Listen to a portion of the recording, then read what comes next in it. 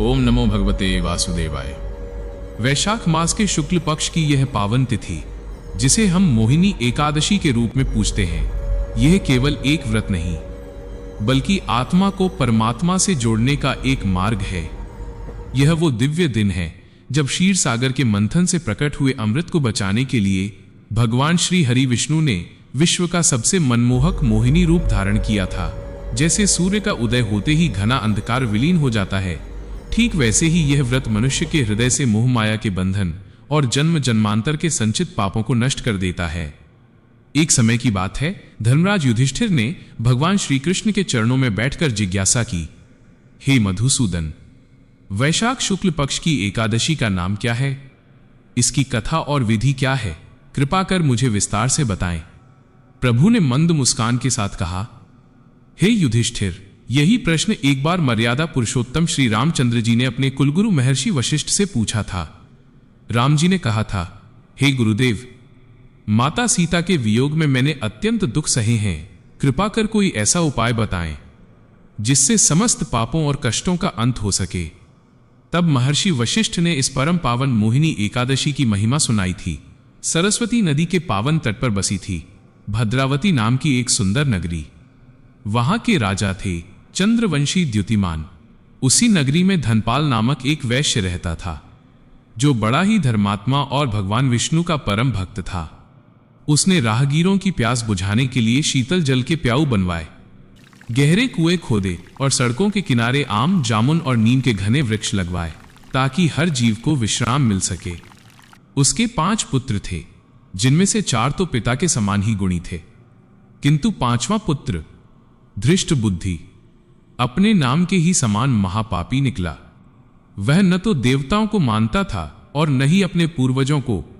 वो दुष्टों की संगति में रहकर जुआ खेलता, मदिरा का सेवन करता और अपने पिता के परिश्रम की कमाई को कुकर्मों में नष्ट करने लगा। जब पिता के समझाने के सभी प्रयास विफल हो गए, तो दुखी मन से उन्होंने उसे घर से निकाल दिया। घर से निकलने के बाद जब उसके आभूषण और धन समाप्त हो गए, तो उसके उन स्वार्थी मित्रों ने भी उसका साथ छोड़ दिया, जिनके लिए उसने अपना सब कुछ लुटा दिया था।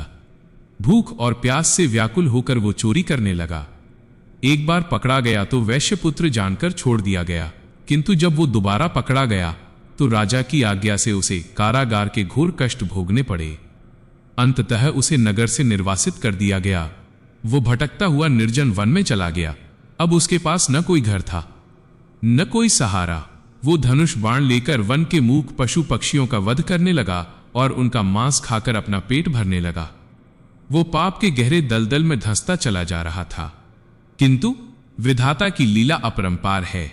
अपने शिकार की तलाश में भटकते हुए एक दिन वो महर्षि कौंडिन्य के आश्रम जा पहुंचा। वो वैशाख का महीना था। ऋषि गंगा स्नान करके आश्रम लौट रहे थे। जैसे ही ऋषि के भीगे वस्त्रों की कुछ बूंदें हवा के झोंके के साथ धृष्ट बुद्धि के शरीर पर पड़ी, वैसे ही उसके भीतर की बुद्धि शुद्ध होने लगी। उसे अपने पापों पर पश्चाताप होने लगा। वह ऋषि के चरणों में गिरकर बिलख बिलख कर रोने लगा, हे मुनिवर, मैंने अपना पूरा जीवन पापों में गंवा दिया। क्या मुझ जैसे पापी के लिए भी उद्धार का कोई मार्ग है? कोई ऐसा उपाय बताएं जिसमें धन की आवश्यकता न हो, पर मेरे दुखों का अंत हो जाए। महर्षि कौंडिन्य ने करुणा के साथ उसे उठाया और कहा, पुत्र, तुम घबराओ मत। तुम वैशाख शुक्ल पक्ष की मोहिनी एकादशी का पूर्ण श्रद्धा से उपवास करो। यह व्रत तुम्हारे पहाड़ जैसे पापों को भी वैसे ही जला देगा, जैसे अग्नि की एक छोटी सी चिंगारी सूखी घास के ढेर को भस्म कर देती है। धृष्ट बुद्धि ने ऋषि की बताई विधि से वो व्रत किया। इस व्रत की विधि सरल है, किंतु इसका संकल्प अटूट होना चाहिए।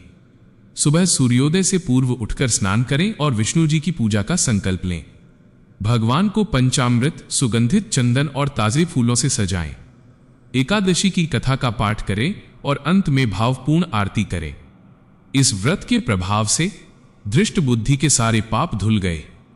उसे मोह माया से मुक्ति मिली और अंत समय में वो दिव्य विमान पर सवार होकर साक्षात विष्णु लोक को गया। महर्षि वशिष्ठ कहते हैं कि इस संसार में मोहिनी एकादशी से श्रेष्ठ कोई दूसरा तप नहीं है। इस कथा को पढ़ने या सुनने मात्र से 1000 गोदान के समान पुण्य फल प्राप्त होता है।